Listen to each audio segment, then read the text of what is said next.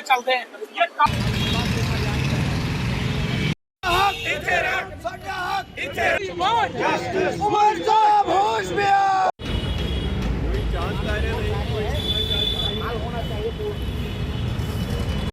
जी। मेरे नाम मलिक मुजफ्फर है, मैं श्रीनगर से आया हूँ और डोगरा चौक जम्मू में बैठने का कोई शौक नहीं था। इस तरीके से धक्के, इस तरीके से मुसीबत झेलने का कोई शौक नहीं था। मगर मैं क्या करूँ, यहाँ के जो मंत्री लोगों ने, यहाँ की जो सरकार ने हम जैसे नौजवानों को मजबूर किया है।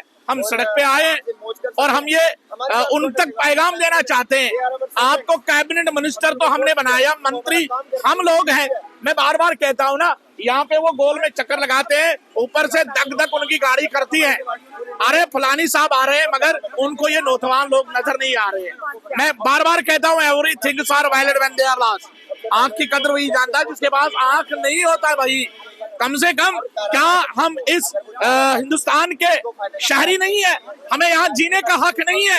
क्यों बार बार हर कोई सरकार हमारे साथ कर रहे हैं? मैं देश के वजीर आज़म मोदी साहब से भी मैं रिक्वेस्ट करता हूँ, हम पॉलिटिकली तौर पे साउंड होना चाहते हैं, हमें पॉलिटिकल रिजर्वेशन लेना चाहते हैं, हम भी एमएलए बनना चाहते हैं, कैबिनेट मिनिस्टर बनना चाहते हैं, ताकि जो ये हमारा खुद का सिस्टम है हम इसका बुनियादी ढांचा ठीक करना चाहते हैं। देखिए, हमने किसी ने एयरपोर्ट नहीं मांगा, बड़ी डिमांड्स हमारी नहीं है। हम पेंशन मांगते हैं, हम एजुकेशन मांगते हैं, हम रिहेबिलिटेशन मांगते हैं और हम उन फैसिलिटीज को मांगते हैं जो हमारी रोजमर्रा जिंदगी में मायना रखती है।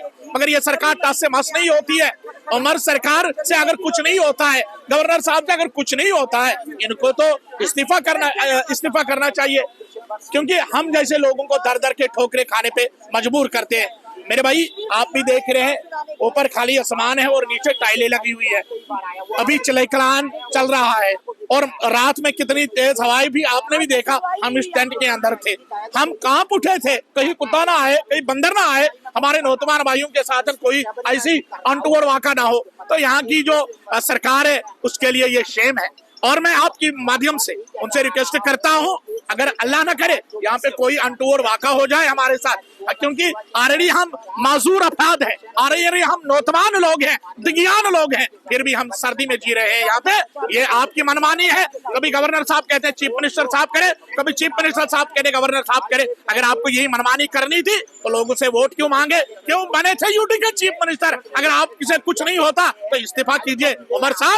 उमर साहब, नौजवानों की पुकार जब ऊपर जाएगी, हमारे आंसू जब गिरेंगे तो तख्ता आपका पलट सकता है। मैं आपसे रिक्वेस्ट करता हूँ, हम मजलूम कौम है, नौजवान कौम है, बेबस कौम है। उमर साहब, हमारे साथ इंसाफ करो, हमारी पेंशन बढ़ा दो, हमारी हर एक बिल्डिंग में फैसिलिटी रखो और बस, बाकी हम कुछ नहीं चाहते।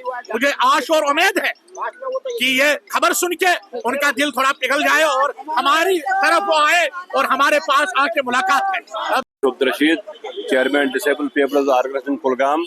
हम यहाँ जम्मू कश्मीर हैंडीकैप्ड एसोसिएशन के बैनर तले यहाँ आए हैं अपना प्रदर्शन दर्ज कराने के लिए।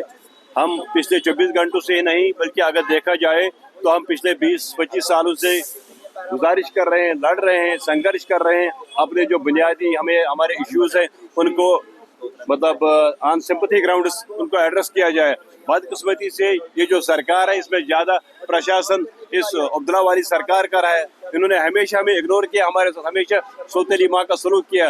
पिछले साल 2024 यानी 10 साल के बाद एक डेमोक्रेटिक फॉर्म ऑफ गवर्नमेंट बनी थी। हम आश लगाए बैठे थे, उम्मीद लगाए बैठे थे हमारे लिए कुछ नया होगा, मगर बदकिस्मती से उन्होंने पिछले बजट में हमें निराशा किया है। इससे हम मजबूर हैं आज फिर बजट से पहले हम यहाँ कोशिश कर रहे हैं कि यहाँ आने के लिए। हम यहाँ नहीं आते, हम जो मतलब कश्मीर की बर्फ की पहाड़ियों को चीर कर यहाँ नहीं आते, यहाँ ठंडी सर्दी में नहीं रुकते, मगर बदकिस्मती से उन्होंने हमें स्टेक होल्डर्स कंसिडर नहीं किया।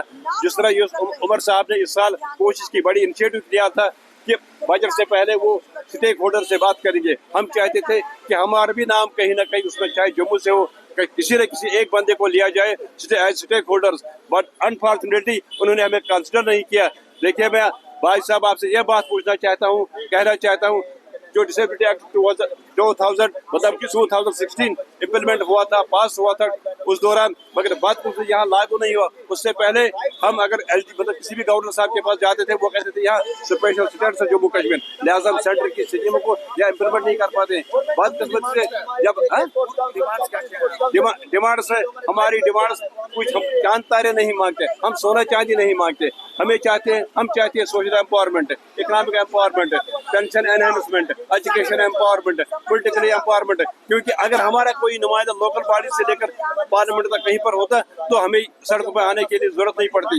ये जिस तरह उन्होंने मेरे साहिबान से बात की, इस तरह से हमारे सेक्टर से भी बात करते, हमारी नुमाइंदगी वो करता। बात से ऐसा नहीं हुआ। कहते हैं भाई साहब, किसी के